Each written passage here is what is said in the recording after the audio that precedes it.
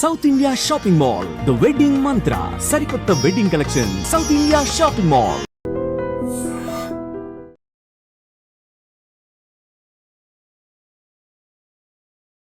ఇంకా summer holidays కొనసాగుతున్నాయి కాబట్టి ఇంకా కూడా పిల్లల్ని తీసుకొని ప్రయాణాలు సాగిస్తున్నారు తల్లిదండ్రులు. అందులో భాగంగానే అనకాపల్లి జిల్లా దొండపూడి గ్రామానికి చెందినటువంటి వీళ్ళు యాక్చువల్లీ వీళ్ళ అత్తగారిల్లు అనమాట. ఇప్పుడు నేను చెప్తున్న ప్లేస్ ఏదైతే ఉందో అత్తగారిల్లు.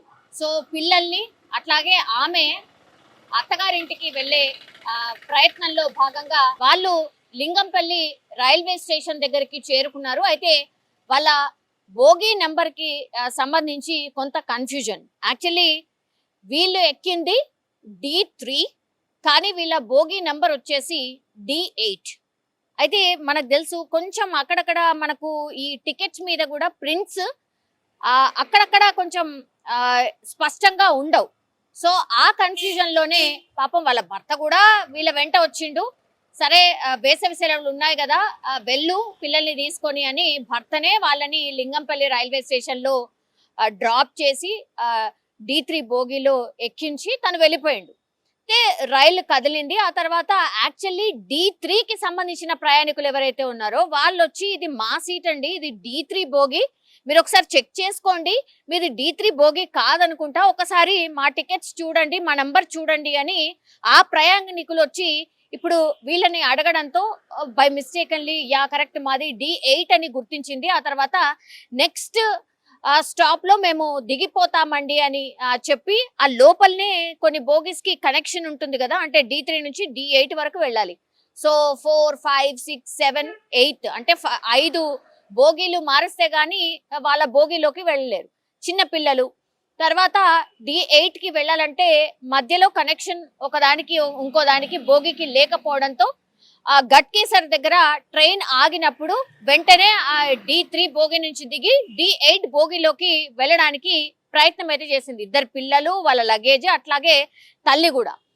అయితే D8 కి వెళ్ళిన తర్వాత ఈ లగేజెస్ అన్ని లోపల వేసేసింది. ఆ తర్వాత పిల్లల్ని కూడా ఎక్కించింది. కానీ ఆమె ఎక్కే ప్రయత్నం చేయడంలో భాగంగా ట్రైన్ కదలడం స్టార్ట్ అయింది.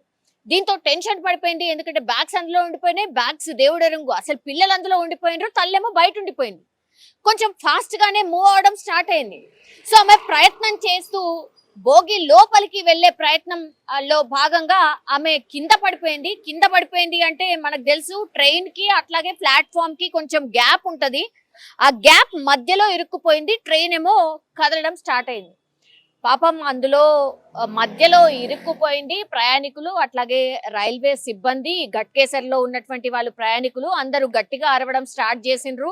తర్వాత రైల్వే పోలీసులు ట్రైన్ ఆపే లోపలనే పాపం కొద్ది దూరం వరకు ఆమెని ట్రైన్ లాక్కుపోయినటువంటి పరిస్థితి. ఆమెని తీసే లోపే, అంటే బయటకి తీసే లోపే చనిపోయినటువంటి సిచ్యువేషన్. అత్యంత దారుణం అన్నమాట.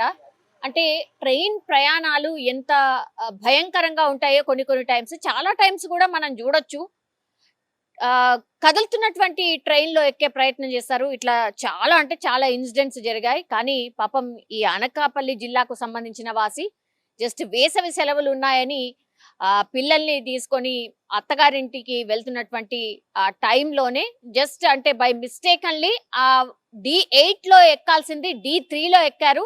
ఇది ఇప్పుడు ఆమె ప్రాణాలనే తీసింది అనుకోవచ్చు. సో పాపం కేవలం 33 సంవత్సరాలు ఈమెకి, వెంకటేష్. అట్లాగే ఈమె చనిపోయిన ఆమె పేరు వచ్చేసి శ్వేత, ప్రైవేట్ ఉద్యోగి వాళ్ళ హస్బెండ్ కూడా. సో ఆదివారం కదా, సో నిన్న సెలవు కాబట్టి వీళ్ళ ఫ్యామిలీని ట్రైన్ లో ఎక్కిచ్చేసి ఆయన ఇంటికి వెళ్లే లోపలనే ఆయనకు కాల్ వచ్చింది, ఇట్లా ఇన్సిడెంట్ అయిందండి, మీ వైఫ్ ఇలా చనిపోయింది. అంటే కళ్ళ ముందే ప్రాణాలు పోతున్నా ఏం చేయలేనటువంటి సిచ్యువేషన్స్ అంటే ఇలాగే ఉంటాయి. అంటే కొంత నెగ్లిజెన్స్ అనుకోండి, లేకపోతే టెన్షన్ పడి పాపం మా తల్లి పిల్లలు ఇద్దరు లోపల ఉండిపోయారు కదా, ఎట్లా మరి ట్రైన్ వెళ్ళిపోతే మళ్ళీ వాళ్ళు ఏమైపోతారు అని ఆలోచన తప్పించి నాకేమవుతుందో అన్న ఆలోచన చేయలేదనుకుంటా. అందుకని ఈ రన్నింగ్ మూవ్ అవుతున్నటువంటి ట్రైన్ లో ఎక్కే ప్రయత్నం చేయడం, ఆ తర్వాత కాలు జారి పాపం ఆ ప్లాట్ఫామ్ అట్లాగే ట్రైన్ కి మధ్యలో ఉన్నటువంటి గ్యాప్ లో ఇరుక్కుపోవడం, ఆ తర్వాత చనిపోవడం అయితే జరిగింది. దీంతో వాళ్ళ హస్బెండ్ కి వార్త తెలిసిన తర్వాత కన్నీరు మున్నీరుగా విలిపిస్తున్నటువంటి పరిస్థితి అయితే కనిపించింది. పాపం అత్యంత ఘోరమైన విషాదకరమైనటువంటి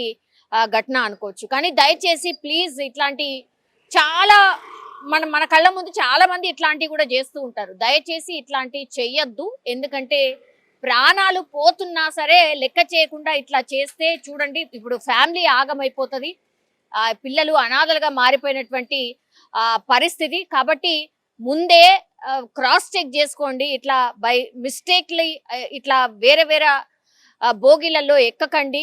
ఆర్ అన్ని క్షుణ్ణంగా పరిశీలించుకోండి. ఇది కరెక్టా కాదా, మేము ఎక్కినటువంటి బోగి కరెక్టా కాదా, మా సీట్ నెంబర్ కరెక్టా కాదా, ఇట్లా అన్ని కూడా చెక్ చేసుకోండి. పిల్లలతో ప్రయాణం చేసేటప్పుడు మాత్రం ఇవన్నీ కూడా క్రాస్ చెక్ చేసుకోవాల్సిందే, లేకపోతే ఇట్లాంటి అనార్థాలు అయితే జరుగుతాయి. నిజంగా ప్రస్తుతం ఉన్నటువంటి సమాజం దేనికి ప్రయారిటీ ఇస్తుంది?